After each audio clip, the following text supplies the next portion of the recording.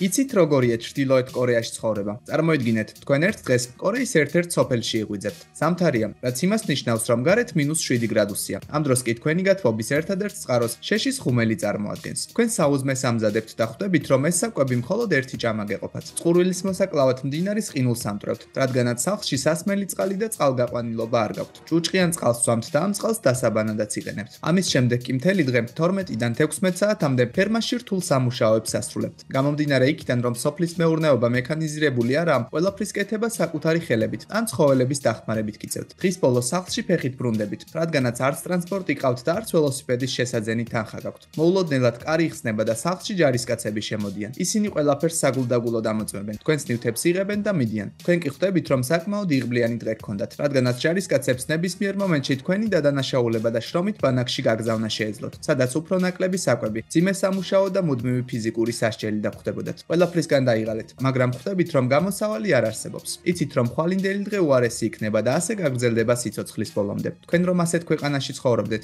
აუცილებლად გაქცევას გადაწყვეტთ, თითქოსია. ასეთია ჩრდილოეთ კორეის ღარიბი მოსახლეობის 60%-ის ცხოვრება, რადგანაც ქვეყანაში მძიმე ეკონომიკური მდგომარეობის გამო პროდუქტების მუდმივი დეფიციტია. მაგრამ რატომ არ გარბის იქიდან ხალხი? ამ კითხვაზე პასუხის გასაცემად უმჯობესია ყველაფერი თავიდან დავიწყოთ.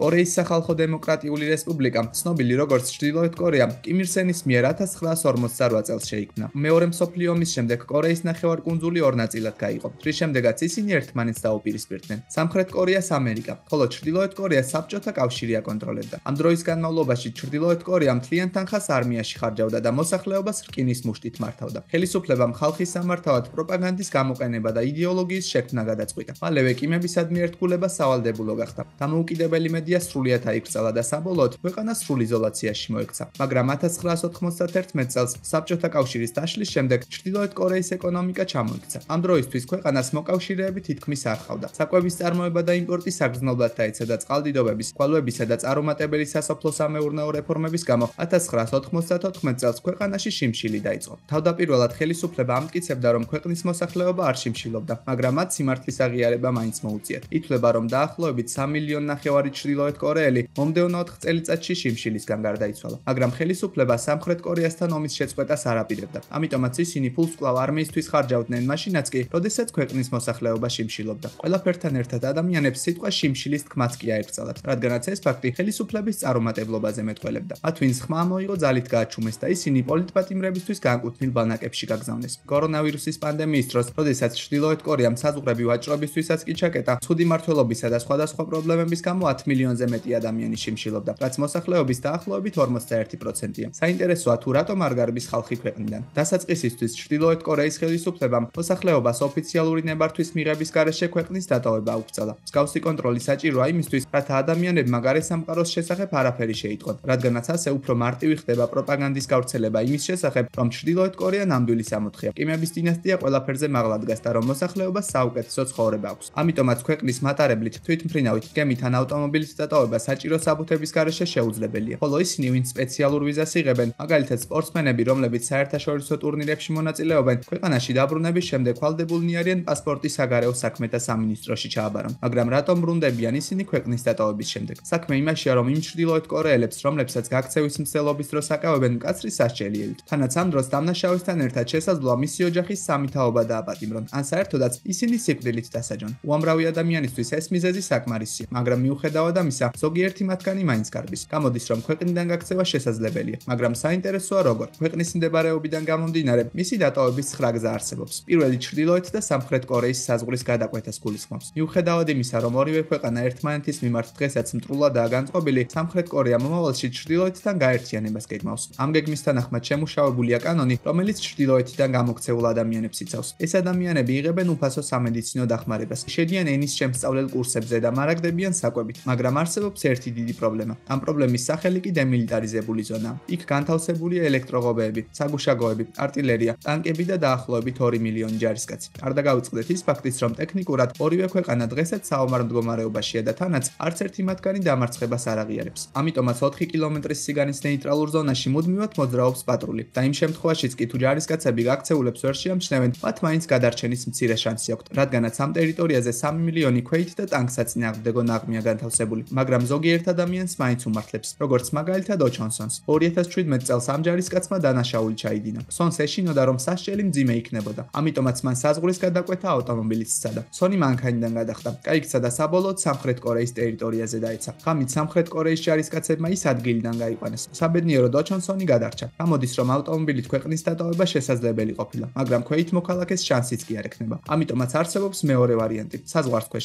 60-იან წლებში სასაზღვრო ზოლის ქვეშ ორი მცირე ზომის გვირაბი აღმოაჩინეს. ამის შემდეგ 1978 წელს ქვეყნიდან გაქცეულმა ჯარისკაცმა მესამე გვირაბის არსებობაც აღიარა. მისი თქმით, ეს გვირაბი სამხრეთ კორეის დედაქალაქიდან 53 კილომეტრში მდებარეობდა. 1990 წელს მეოთხე გვირაბიც აღმოაჩინეს. ამ გვირაბებს ჩრდილოეთ კორეელი ჯარისკაცები სხვადასხვა ოპერაციებისთვის იყენებდნენ. ითვლება, რომ საზღვარქვეშ სულ 20-მდე გვირაბია, მაგრამ მათი ზუსტი მდებარეობა დღესაც უცნობია. საინტერესოა, იყენებენ თუ არა მათ უბრალო მოქალაქეები. დიდი ალბათობით ეს შესაძლებელია, რადგანაც გვირაბების შესახებ ინფორმაცია მოსახლეობასაც აქვს. ცნობილ გვირაბებს დღეისათვის ორივე მხარეს ჯარისკაცები იცავენ, მაგრამ აღმოუჩენელ გვირაბებს შესაძლოა ადამიანები დღესაც იყენებდნენ. საზღვრის გადაკვეთა ან მის ქვეშ გაძრომა რთული საქმეა, მაგრამ არსებობს მესამე, შემოვლითი გზაც. ქვეყანას აღმოსავლეთით და დასავლეთის მხრიდან ზღვები ესაზღვრება, ასე რომ ყვითელი ზღვით ან იაპონიის ზღვით სამხრეთ კორეაში მოხვედრა წესით მარტივი უნდა იყოს, მაგრამ სანაპიროებზე ელექტროღობეებია განთავსებული. თანაც ქვეყნიდან ძირითადად ის ადამიანები გარბიან, რომლებსაც მოტორიანი ნავის ფული არ აქვთ. ნავის არსებობის შემთხვევაშიც კი ჩრდილოეთ კორეის უკიდურესი დასავლეთი წერტილიდან სამხრეთ კორეამდე მისასვლელად თითქმის 100 კილომეტრის გავლაა საჭირო. ყველაფერთან ერთად ჩრდილოეთ კორეის სასაზღვრო პატრული ამ ტერიტორიებს მუდმივად აკონტროლებს. თუ ვინმე გაქცევას ჩრდილოეთ რაიონიდან გადაწყვეტს, ამ შემთხვევაში მას 320 კილომეტრი ექნება გასავლელი, რაც ნავიგაციისა და შესაბამისი აღჭურვილობის გარეშე შეუძლებელია. ძლიერ დინებას ნავები კვლავ ჩრდილოეთ კორეის ან ჩინეთის მიმართულებით მიხავს. ალბათ იფიქრებთ, რომ ის ადამიანები, რომლებიც დინების გამო ჩინეთში მოხვდებიან, იღბლიანები არიან, მაგრამ ეს ასე არაა. მიუხედავად იმისა, რომ ჩრდილოეთ კორეას ცოტა მოკავშირე ჰყავს, ჩინეთი ერთ-ერთი მათგანია. ჩინეთში ჩრდილოეთ კორეიდან გაქცეულებს დევნილება არ მიიჩნევენ, ამიტომაც მძიმე შედეგების მიუხედავად მათ კვლავ უკან აბრუნებენ. მაგრამ რა ხდება აღმოსავლეთ სანაპიროზე? ყვითელი ზღვის მსგავსად, იაპონიის ზღვაც ნაწილობრივ ჩაკეტილია. თანაც ამ ზღვაში ტაიფუნები და შტორმები ხშირია, ამიტომაც ეს მარშრუტი კიდევ უფრო საშიშია. მაგრამ იმ შემთხვევაში, თუ ძლიერი ქარი დაუბერავს, ნავი შესაძლოა იაპონიაში მოხვდეს. იქ კი ჩრდილოეთ კორეიდან გაქცეულ ადამიანებს სამხრეთ კორეაში გადასვლაში ეხმარებიან. მაგრამ ამისათვის 800 კილომეტრის დაფარვაა საჭირო. ეს კი საკმაოდ დიდი დისტანცია. თანაც ნავი შესაძლოა ნებისმიერ მომენტში ამობრუნდეს. დღეისათვის ცნობილია, რომ ასეთ რთულ მოგზაურობას მხოლოდ 3 ადამიანმა გაუძლო, მაგრამ იქნებ საზღვრის დატოვება ცურვითაა შესაძლებელი. ამ ზღვებში წყლის საშუალო ტემპერატურა 13 გრადუსია, ასე რომ ადამიანის გადარჩენის ალბათობა საკმაოდ მცირეა. ზოგიერთ შემთხვევაში ადამიანები ტივებს იყენებენ. ეს ფაქტი კი ნათლად გვიჩვენებს, თუ რამდენად ძლიერია რეჟიმისგან გაქცევის სურვილი. მაგრამ რა ხდება იმ დროს, თუ ადამიანმა არც სურვა იცის და ნავიც არ ჰყავს? ამ შემთხვევაში არსებობს მეოთხე ვარიანტი. ქვეყნის ჩრდილოეთით ჩინეთის საზღვარი მდებარეობს. მისი სიგანე 1420 მეტრია. საზღვარი ორ მდინარეზე, იალუზე და ტუმენზე გადის. ტუმენი ღრმა მდინარე არაა და თანაც მას ნელი დინება აქვს. ერთი შეხედვით ქვეყნის დატოვებისთვის ის უკეთესი ვარიანტია, მაგრამ მოსახლეობის უმეტესმა ნაწილმა სურვა არ იცის. გარდა ამისა, 2003 წლიდან ჩინეთმა მდინარის გასწვრივ მავთულფლართები დააყენა. რაც შეეხება იალუს, მისი სანაპირო ბეტონის მაღალი ღობითაა შემოსაზღვრული, მაგრამ მდინარის ზოგიერთი ნაწილი სრულიად თავისუფალია. ასე რომ თუ ვინმე ზამთარში გაყინულ მდინარეზე გადასვლას გადაწყვეტდა, მისი მცდელობა წარმატებულად დასრულდებოდა. მაგრამ 2020 წელს ჩრდილოეთ კორეის მთავრობამ საზღვარი საკმაოდ გაამაგრა. ჯარისკაცებს უბრძანეს ესრულად ნებისმიერი ადამიანისთვის, ვინც საზღვრის გადაკვეთას შეეცდებოდა. საინტერესოა თუ რა ხდება მაშინ, როდესაც ადამიანები მდინარეზე გადასვლას მაინც ახერხებენ. როგორც აქამდე აღვნიშნეთ, ჩინეთი ყველა გაქცეულს ჩრდილოეთ კორეაში აბრუნებს. ამიტომაც ჩრდილოეთ კორეელები სპეციალურ ადამიანებს პოულობენ, რომლებიც მათ არალეგალური სამუშაოთი და საცხოვრებელი ადგილით უზრუნველყოფენ. მაგრამ ასეთი მომსახურება 500-დან 1000 დოლარამდე ღირს, რაც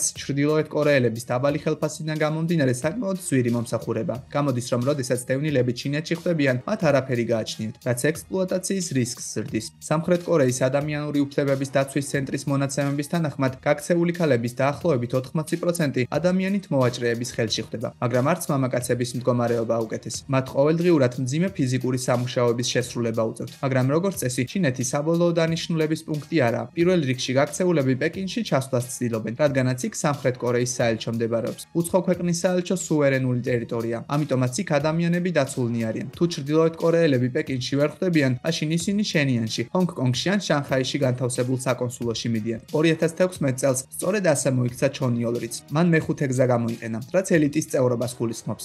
ერთ-ერთი მაღალჩინოსანის შვილი და საუკეთესო სტუდენტი იყო. ხელისუფლებამ ბირს ქვეყნის დატოვების უფლება მისცა, რათა მას ჰონგ-კონგში დაგეგმილ აკადემიურ კონკურსში მონაწილეობა მიეღო, მაგრამ ის გამყოლებს გაექცა და ერთ-ერთ საკონსულოში მისვლაც კი მოახერხა. საკონსულოში ორთვიანი ცხოვრების შემდეგ ის სამხრეთ კორეაში კორეაში გაფრინდა. მაგრამ თუ ის ელიტის ნაწილი იყო, საინტერესოა თუ რაში დასჭირდა მას ქვეყნიდან გაქცევა. საქმე იმაშია, რომ ჩრდილოეთ კორეამ ელიტის წარმომადგენლებსა და მაღალჩინოსან სამხედროებს ცხოვრების მაღალ დონეს თავაზობს, მაგრამ ამასთან ერთად მათ ინტელექტუალური, რელიგიური და პოლიტიკური თავისუფლება ეზღუდებათ. ყველაფერთან ერთად ელიტის წევრები მუდმივ შიშში ცხოვრობენ, რადგანაც ერთი არასწორი სიტყვა საკმარისია, რათა ისინი შრომით ბანაკში აღმოჩნდნენ. ამიტომაც მდიდარი ჩრდილოეთ კორეელები საკუთარი პრივილეგიების გამოყენებით ქვეყნიდან გაქცევას ხშირად ცდილობენ, მაგრამ ჩინეთის პოლიცია სამხრეთ კორეის საელჩოებს მუდმივად აკონტროლებს და აკავებს ნებისმიერ ადამიანს, ვისაც გაქცეულად მიიჩნევს. მოკლედ, ჩინეთიდან გაქცევა სახიფათოა. გამოდის, რომ შემდეგი საუკეთესო ვარიანტი ჩინეთის მოსაზღვრე ქვეყნებში გადასვლა და იქ განთავსებულ საელჩოში დახმარების თხოვნა. პრობლემა იმაშია, რომ ჩინეთის ტერიტორია საკმაოდ დიდია. მაშინ როგორ უნდა გაიარონ ადამიანებმა ასეთი მანძილი საჭირო საბუთებისა და ფულის გარეშე? ამ კითხვას მე-6 გზამდე მივყავართ.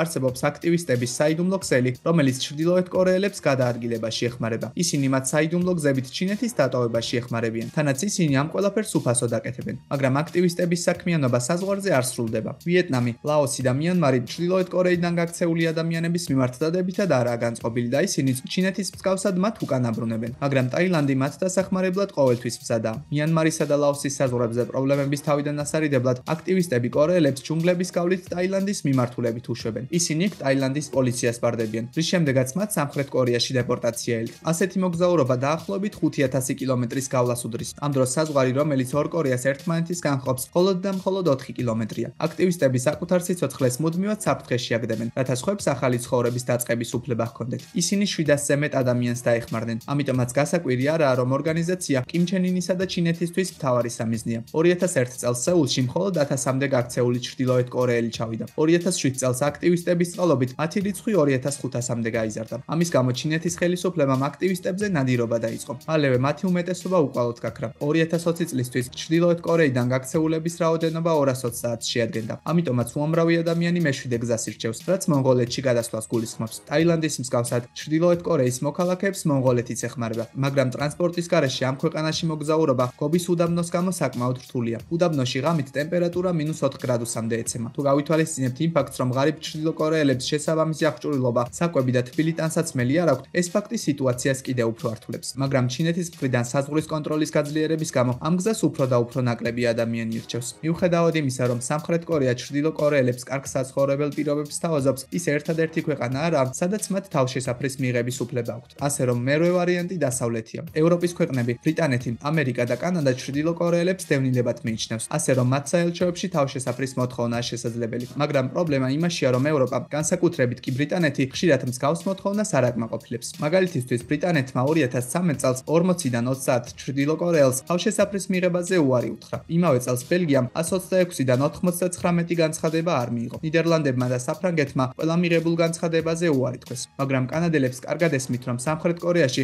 ჩრდილოკორეელები ენობრივი ბარიერისა და ნეგატიური დამოკიდებულების გამო უამრავ პრობლემას აწყდებიან. 2016 წლის მონაცემებით 970-მდე ჩრდილოკორეელი დევნილი კანადაში ცხოვრობდა. მიუხედავად იმისა, რომ ამერიკამ ოფიციალურად 150-მდე ადამიანი მიიღო, ითვლება, რომ კიდევ 200-მდე ჩრდილოკორეელი ქვეყანაში არალეგალურად ცხოვრობს. მაგრამ როგორ იქცევიან ისინი, ვინც ჩრდილოეთ კორეის იზოლირებულ ნაწილში ელიტის პრივილეგიებისა და საზღვრამდე მისვლის შესაძლებლობის გარეშე ცხოვრობენ. ამ შემთხვევაში არსებობს მეცხრე, კიდევ უფრო საშიში გზა, შრომის ექსპლუატაცია. საიდუმლო არაა, რომ ჩრდილოეთ კორეაში უამრავი შრომითი ბანაკია. ითვლება, რომ ქვეყანაში დაახლოებით 20-მდე ასეთი ბანაკია. აქ არიან მაღალჩინოსნები, რომლებიც საქმეს ვერ გაუმკლავდნენ, ადამიანები, რომლებიც რეჟიმს აკრიტიკებდნენ და ყველა ის, ვინც მთავრობის წინააღმდეგ ჩადენილ ქმედებებში აბრალდებული. თანაც არ დაგავიწყდეთ სამი თაობის წესზეც. ბანაკებში მთლიანი ოჯახები ხვდებიან იმ შემთხვევაშიც კი, თუ მათ არაფერი დაუშავებიათ. განაჩენი როგორც წესი სამუდამოა, მაგრამ ხანდახან პატიმრობა რამდენიმე წელი გრძელდება. საკვების, ტანსაცმლისა და რესურსების უკმარისობის გამო პატიმართა 40% ბანაკში იღუპება. დაავადებები, მოყინვა და უბედური შემთხვევები, რომლებიც რთულ სამუშაოებთანაა დაკავშირებული, პატიმრების სიკვდილის ალბათობას კიდევ უფრო მეტად ზრდის. მაგრამ ეს მხოლოდ ჩრდილოეთ კორეაში არ ხდება.